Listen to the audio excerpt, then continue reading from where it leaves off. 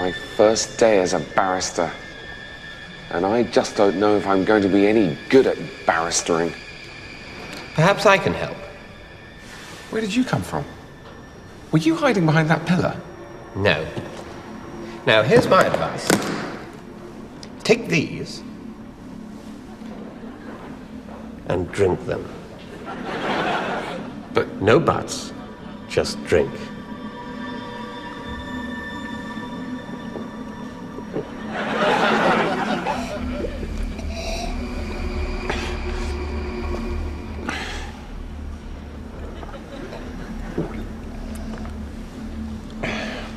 How do you feel?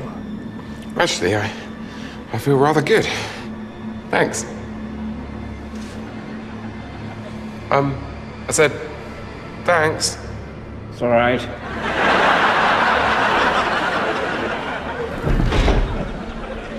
Yes! I got that guy off that vicious sex murder, even though he obviously did it.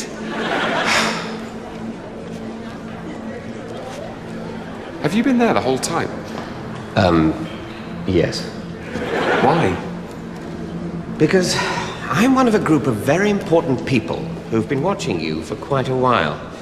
We have great plans for you, which is why earlier I let you in on one of the world's greatest secrets. What secret? That everything mankind does is much, much easier if you're ever so slightly drunk. That sensation you get between half and three-quarters of the way down your second drink of the day, when you've just taken the edge off and feel that anything is possible. How did you feel after that wine I gave you? Like anything was possible. Exactly. Come with me. Welcome to our secret headquarters under the head offices of Oddbins. What is the point of the blindfold if you just tell everyone where we are? Sorry, forgot. But then again, I am slightly drunk, as I hope you soon will be. Who are you people? We're a group bound by the creed that humanity is better and more noble after very nearly 2 drinks than at any other time. We've been around for centuries.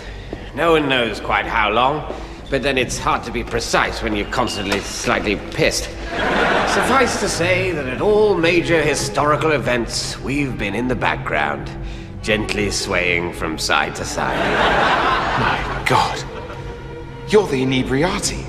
I thought you were just a myth. Actually, we prefer the term Knights Templar. But aren't you supposed to be evil?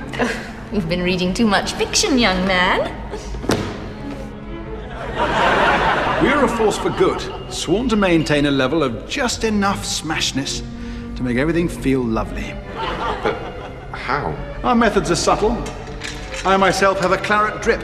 I have a can of special brew, pumping slowly and constantly into my stomach. And you may have noticed me snacking regularly on liqueur chocolates. Ooh, Drambuie. And Malcolm over there is about to administer himself with one of his hourly Cointreau enemas. Bottoms up! Are you sure you aren't evil? We may have made 1 or 2 mistakes. It's basically our fault that if you press delete in Microsoft Word, it puts the entire document into 8-point Times New Roman, whether you want it to or not. But overall, we come out very much in credit. What do you want with me? Today's youth is all binge-drinking maniacs and tight-ass teetotalers. And that will inevitably lead to a whole new generation of Stalins and Hitlers. Will it, though? Yes! Which is why we need fresh, young, lovely, slightly drunk people like you. After all, no gently drink-wobbly person could ever commit genocide. They'd be too busy buying crisps or trying to remember the Oscar-winning films of the 70s or just having a small nap. With our backing, you'll be president of the world in 10 years. The only condition is that you must never, ever have any more than slightly less than 2 drinks. Never? Never. Beyond that state of mildly intoxicated perfection lies drunken madness, third pints, kebabs, and destruction. So, what do you say?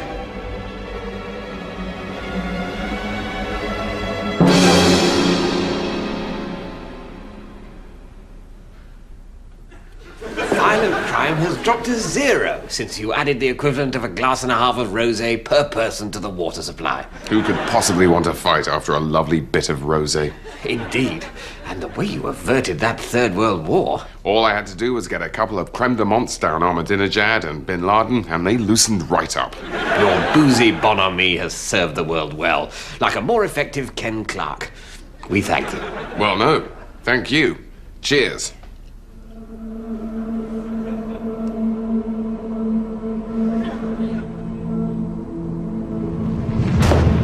No! You finished your second drink! Surely it can't do any harm.